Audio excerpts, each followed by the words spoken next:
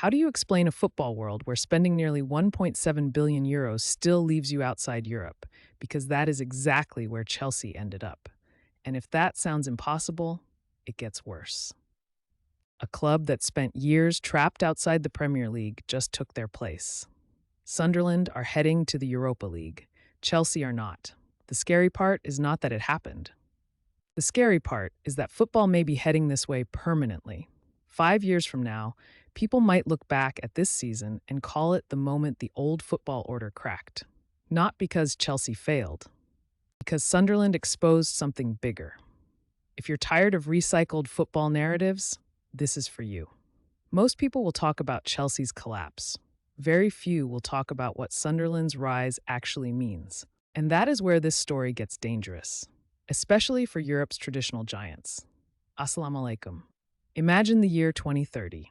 Several clubs outside football's traditional elite are regularly playing European football. Recruitment departments matter more than superstar signings. Financial efficiency matters more than transfer headlines. That future suddenly feels much closer today. Just 1 year ago, Sunderland were celebrating promotion back to the Premier League after defeating Sheffield United in the Championship playoff final. Most predictions placed them near relegation. Some expected them to finish bottom. Instead, they finished 7th and qualified for the Europa League. Only 5 promoted clubs in Premier League history have qualified for Europe immediately after promotion. That statistic alone should make you stop, because something unusual is happening. And before this video ends, you'll see why Sunderland's achievement may be less surprising than Chelsea's failure. Remember that, because everything connects back to that question. How did football reach this point? Chelsea's story begins with a number that barely sounds real. Since 2022, Chelsea's ownership has spent around 1.69 billion euros on transfers. Not millions, billions. You could rebuild entire football pyramids with that money. You could fund generations of academy development. You could transform multiple clubs. Chelsea spent it on one project. Now you're probably thinking the same thing many fans are thinking. Surely a squad that expensive should still finish comfortably above Sunderland. That seems obvious. Football disagreed. Chelsea finished 10th. They missed European qualification entirely. And this was not a single bad week. Reuters described Chelsea's season as a period filled with managerial instability, poor form, and collapsing European hopes. At one stage, Chelsea lost 6 league matches in a row. That is the emotional shock of this story. The money remained, the talent remained, the status remained, the results disappeared. And what happened next made everything worse. Because Sunderland were waiting. Tell me something. When was the last time you saw a promoted club walk into the Premier League and look completely unafraid? That confidence changed everything. Sunderland never behaved like a club fighting survival. They behaved like a club building momentum. Régis Le Bris deserves enormous credit. The French manager arrived with little international hype, no superstar reputation, no endless media attention, yet his team kept improving. The Guardian reported Sunderland invested roughly £155 million into the squad while maintaining a clear football structure. That number sounds large until you compare it with Chelsea, then it becomes tiny. While Chelsea kept restarting projects, Sunderland kept refining one. While Chelsea changed direction, Sunderland reinforced theirs, and eventually those paths collided. The final day, the Stadium of Light, the match that changed everything. Sunderland defeated Chelsea 2-1. The result pushed Sunderland into European qualification. Chelsea fell out completely. Think about how dramatic that sentence sounds. Sunderland took Europe's place. Chelsea lost it. Not through mathematics, not through other results. Directly, head-to-head. That created one of the most emotional moments English football has seen in years. Because Sunderland had waited more than 5 decades. Their last European campaign came in 1973-74. Many supporters had never witnessed European football in their lifetime. That is not football success. That is generational history. And suddenly, an underdog story became something much larger. A warning, a statement, a signal. Football is changing, and the next numbers prove it. Here's the counterintuitive fact nobody expected.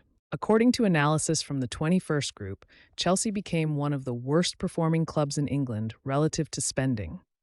Only Wolverhampton Wanderers performed worse pound for pound. Read that again. Chelsea were not merely disappointing, they were statistically inefficient. That distinction matters because modern football increasingly rewards efficiency, not just wealth. Look around Europe: Brighton, Brentford, Bournemouth, Sunderland. Different clubs, similar pattern, strong recruitment, clear planning, defined identity. The clubs creating problems for traditional giants are rarely the richest. They are usually the smartest. Now, you might be thinking this sounds temporary. Football always returns to the biggest clubs. Maybe, but recent evidence suggests something deeper. This season, Sunderland finished above Chelsea despite massive financial differences. Bournemouth secured European football. Brighton challenged higher-spending clubs again. Across Europe, established powers faced increasing pressure. The old formula looks weaker. That creates concern, not only for Chelsea, for every giant club relying on reputation. Because football does not reward history, it rewards execution. And the final phase of this story explains why that matters. Everything comes back to identity. The best football projects answer one question clearly: who are we? Sunderland knew. Chelsea looked uncertain. That difference shaped the season. Sunderland recruited players who fit a system. Chelsea often appeared to collect talent before defining the system itself. One approach creates stability, the other creates confusion, and confusion becomes expensive, very expensive. Remember the opening question: how do you spend nearly €1.7 billion and still miss Europe? The answer is not lack of quality. The answer is lack of alignment, because football teams are ecosystems, not shopping lists. Every successful modern club understands that. Arsenal's title challenge reflected long-term coaching continuity.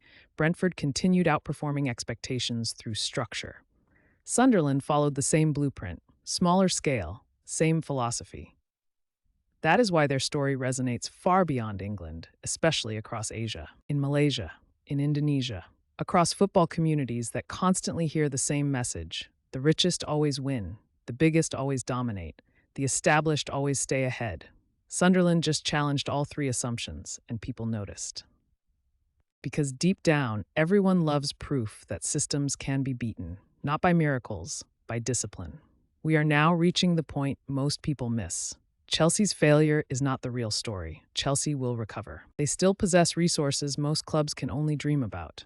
The bigger story is what Sunderland revealed. For decades, football operated under a predictable hierarchy: money at the top, everyone else underneath. That hierarchy still exists. But the gap is shrinking. Data scouting changed recruitment. Analytics changed decision-making. Financial regulations increased scrutiny. Smart clubs gained access to tools previously dominated by giants.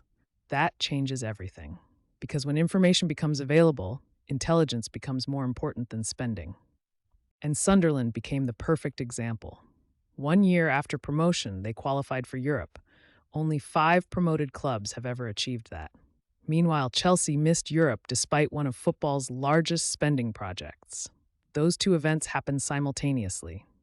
That is not coincidence. That is transformation. So let's close every loop. The opening question was never really about Chelsea. It was about football.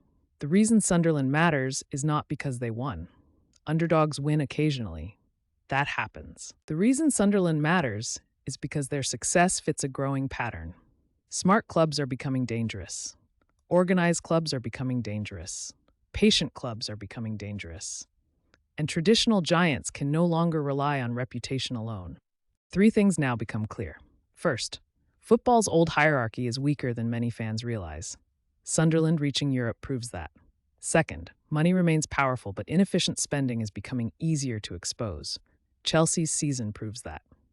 Third, the next Sunderland may already be building somewhere right now. That possibility should fascinate every football fan. If this story surprised you, remember something.